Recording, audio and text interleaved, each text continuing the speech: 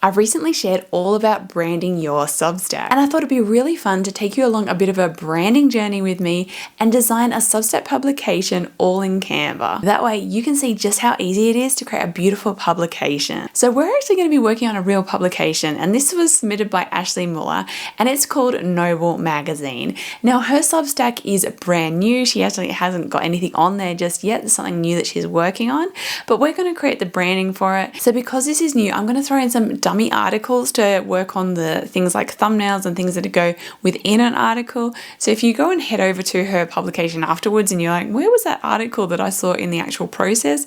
That is why you won't actually find them, because we're just going to use them as dummies to help us with the design. So first of all, we're going to take a look at what the publication is all about. Then we're going to dive into the design process. We're going to create the full visual brand identity all in Canva and then apply it into Substack. So let's start the build. Alright, so the publication we're working on is Noble Magazine, and this has been edited by Ashley Muller and rooted in faith, southern warmth, and 20 years of event experience. Noble is a digital magazine for the woman who believes how we gather matters through seasonal hosting guides, personal essays, table charts, and curated inspiration. Noble gives a woman who loves hospitality a place that takes her seriously and community that gets it. So that's the publication that we're going to be branding. So this is a real publication. It hasn't been started yet, but she has this in the works. This is real. She's actually going to be using it. So I think this is going to be a great example because it really shows how we can bring somebody's concept to life to create a really beautiful Substack brand. And without it being complicated, we can keep it fairly simple. It doesn't have to be a full-on branding job, like, doing a full-on actual proper brand, because it's just a publication. It can be simple but still beautiful. And we're going to do it all in Canva just to prove that you don't need the fancy software, you don't need all the, special tools and things. We can do this in Canva and create something really beautiful. So the feeling she said she wants to create is warm, inspired, seen, attainable, delightful, at home, understood, joyful, and belonging. And the mood should be inviting, elevated, candlelit, unhurried, gracious, refined, whimsical, lived in, beautiful, southern, and faith-rooted. So that's our base for starting to come up with a concept here. The first thing I've done is sort of take those keywords she had for the feeling and vibe she wants to create and just went into Pinterest and started finding imagery that I felt represented that. Things that I felt sort of communicated that feeling and vibe she's trying to create here. So I sort of started off going big. Now we don't want a mood board that's overdone, so I just use Pinterest as a way of just starting to collect lots of things so then I can refine it down to just the fewer things that I think really communicate it strongly. So as you can see, as I started to collect things, we're starting to get a bit of a overall feeling here. There's sort of, you can see they all sort of go well together and it's starting to sort of build that feeling. And that can help you as well. As you start to just collect lots of images and you start to see it all together, you'll start to feel the overall vibe just looking at that collection of images. And that'll help you go, okay, now that I can see that big picture of how this should look and feel, which images do I think really capture that the most, that I can then put into a mood board to just refine it down so it's not too overwhelming with, some really big mood board, but start to pick out the ones that really do capture that right, because you'll start to look at it too and think, that one sort of fitted this vibe, but I don't think that's quite right for my publication. Now, another thing you might start to notice is you start to notice a few colors popping through. As you start to collect images, you might start to notice a consistency with color. Now, that doesn't mean it has to completely inform your color palette, but it might start to give you hints towards the colors that might help communicate the message you want. So something that she said she wanted was warmth. So you can start to see there's some reddy, orangey kind of and pink tones in there, and they're the sort of warmth that we want. So then we will need to think about colours that are going to complement that. You can see there's a lot of greens in here, but also blues, and I think she was more leaning towards the blue side, so we may look at using blues a bit like this image here where it's got the nice blues there. So now what I basically are going to do from looking at all of these, start refining down which imagery I really think does capture the most what she's trying to create. And we're going to head over to our mood board here. So I've started collecting some images here that I thought out of them would probably captured it the most. And what you really want to do here is have a mix of images. So photos, typography, things that just capture the mood. So this one's just that lighting and the mood there.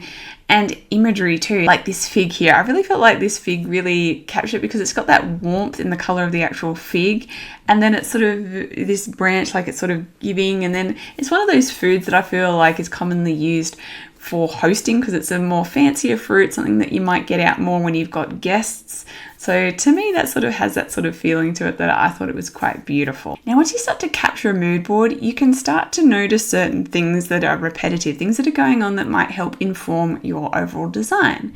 So you might start to notice a lot of these fonts are quite refined and tall. So they're serifs, and they're quite tall ones, and they're quite beautiful ones. So you start thinking, a tall serif would make really nice. And then also we've got a lot of beautiful scripts matching too. So maybe pairing that with a script font could be really beautiful. And then also picking out colors too. So we've got this beautiful soft pink. We've also got these deep, nice, rich blues. We've got the red in the fig and then also in the jam there. So we've definitely got some beautiful colors that we can sort of draw from in here as well. Now we're going to move on to color. Now we can use that mood board to start to inform our color. So I picked out some keywords that I felt I really want to capture in my colors. So warm, inviting, homely, elevated, and whimsical. So I want colors that sort of capture that feeling. And so what I did first was just pull out all these colors from my mood board. So to do this, what I did was I went to elements, grabbed shapes, and just grabbed a square. Then you see the color there, click on that and just grab the color picker. And as you can see, you can go over and select colors. So you can actually pull out colors from your mood board that way. You can just keep duplicating, making more squares, and just keep going back in with the color picker and pulling out colors that were in your mood board. So you can start to find those key colors. And so your mood board can start to inform potential color choices by just pulling colors out. So basically what I did was I went through and did all that. So these are the colors I pulled out from the mood board. And obviously that's too many colors. We don't want that many colors, but it gives us a base to start working from. So something that she requested, she really liked pinks and she really liked blue. So she didn't really mention green. So we probably want to remove the green. So we come down to these sort of tones. So we've got the pink and the deep rich burgundy red. We've also got some nice, beautiful dark blues there, as well as a creamy color and black. Now it's good to keep in mind that you want to choose a color you can use for text. So that will either be black or a dark gray. Maybe a light grey if you've got enough contrast for it. And you also want a colour that's going to work good for background. So you may want a neutral colour in there. Of course, you can go bright, you can be colourful and just have a colourful background. But keep in mind, you do want a colour that is light. So you could have gone for the pink. And it needs to contrast with that black or grey that you've chosen so that you can have a background colour and then text on top and it is all readable. Especially with Substack, we want to make sure people can read it. So make sure that you're choosing two contrasting colours within your palette so that you can choose a strong dark colour for the text and then a much lighter colour for the colour behind it, the background. So basically what I narrowed it down to was basically 3 colors. Now you can see 6 colors there, and so I'll explain what I mean by this. So we have our base color as such. So in this case it is that stone color, but then we've got the color that goes with it, the complementing color of black for the text. So I sort of are counting that as one color because it's basically the base colors, those basic colors that are just used for background and text, not for any kind of accents. So then we've got the pink. So complementing that pink, usually when you create a color palette, you want a primary color and then a color variation of that that's either darker or lighter. This is very helpful in color palette to create contrast, having basically a variation of your primary color. So if we've got the pink, we also want that dark red. So these two colors basically go together. We've basically got a light and a dark version. And then the blue, so we picked out this beautiful blue. And then we've got a darker version of that in case we need a darker variation of that blue. Now moving on to fonts. So again, I went back to this feeling and mood and pulled out what I felt the fonts should really say here. So fonts are very good at positioning a brand. And I thought in this case, I want the fonts to feel refined, gracious, beautiful, and belonging. So it wants to have those kind of feelings with the fonts. And then what I did was I went into my mood board for the imagery here that I had that I felt captured that sort of thing, and picked out all the fonts here. So I actually grabbed all the text. And by grabbing all the text that's in your mood board, you can start to notice notice any common themes. So you can see, as I said before, we've got nice, tall, beautiful serifs, and we've also got some nice, beautiful script fonts. Now I'm going to show you a really cool trick if you decide you just want to do this completely in Canva, just use the fonts available in Canva, but you really want to capture certain feelings. So say we really love this, but you know, that's obviously a paid fancy font. How am I going to create something that has a similar kind of feel, but just using what's in Canva? Well, what you can do is you're going to grab your image, you're going to go to Edit, and you're going to go to Tools, See All, grab Text, let it do its little thing.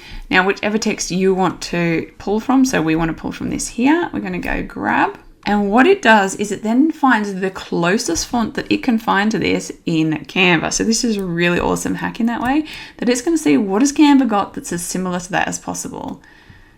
And so here is what it has suggested is most similar to this that Canva has. So how cool is that for quickly finding a font?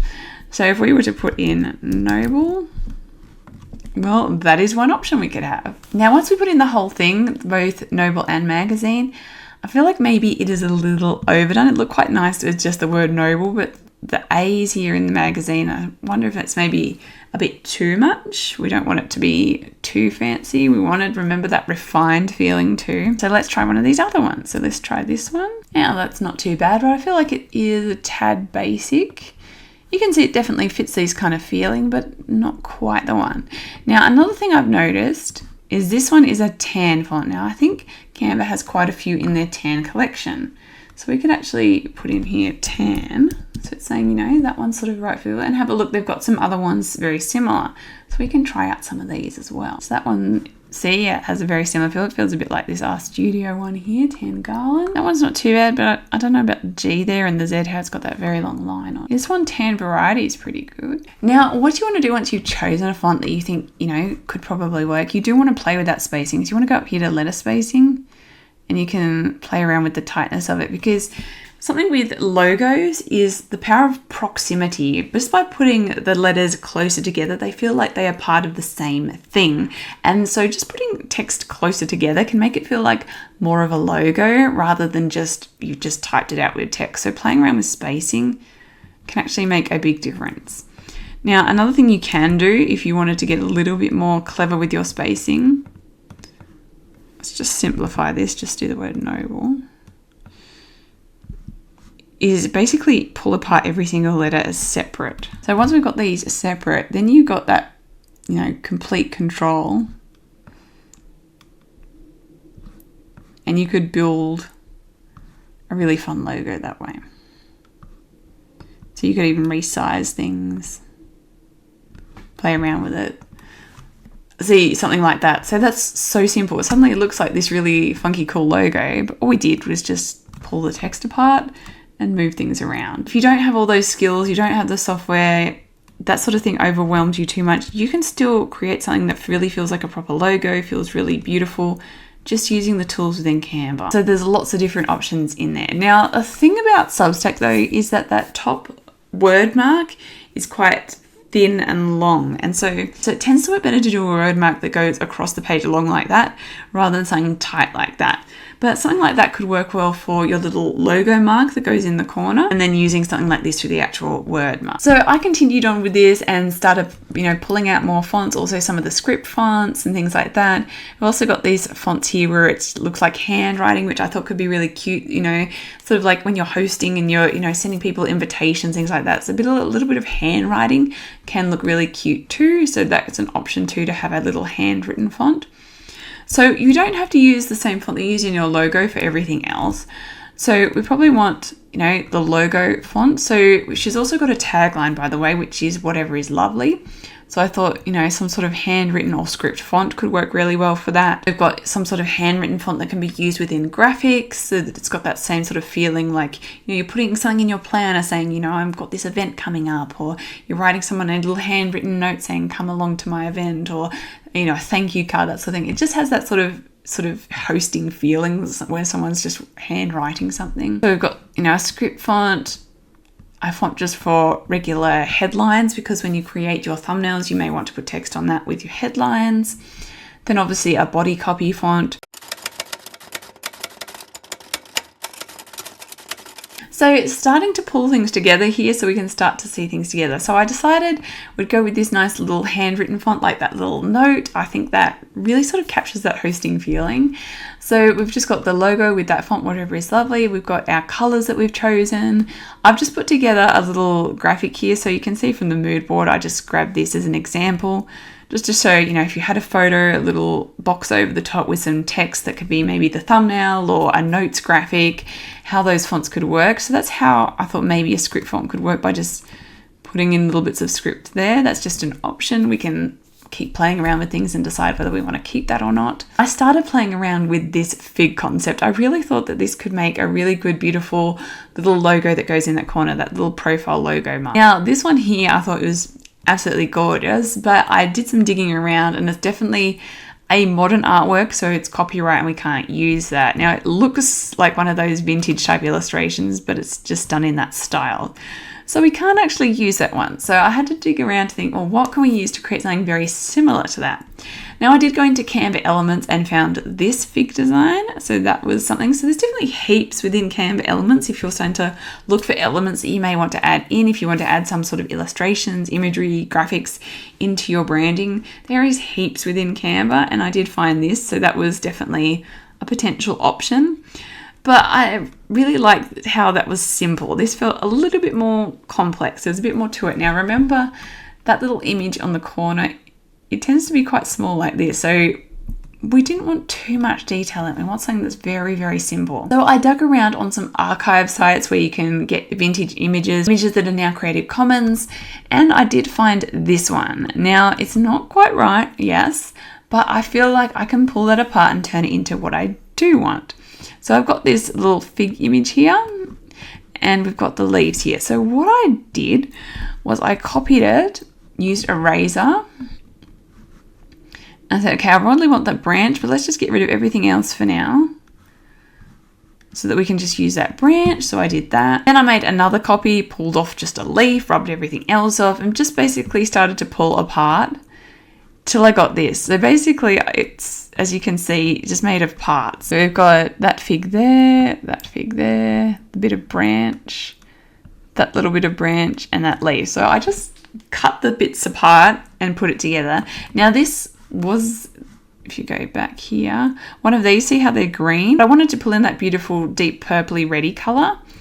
And so I just went in here into Canva with the colors, edit, and this color here, I just changed it to a reddy color. So I just want to show you that you can really create exactly what you're looking for in Canva without having to use things like Photoshop or fancy tools. And we didn't have to purchase anything either. We were able to just create a graphic out of different found things and turn it into what we were after. All right, so basically we now have the base for our Substack branding. So as you can see, that wasn't too hard to put together. We have our little logo image, our word mark, our colors, and our fonts. So now we can start working on a few graphics so that we have things to work with. So our thumbnail graphics and a few notes graphics. And then we can dive in over to Substack and start putting this together and show how it actually works together.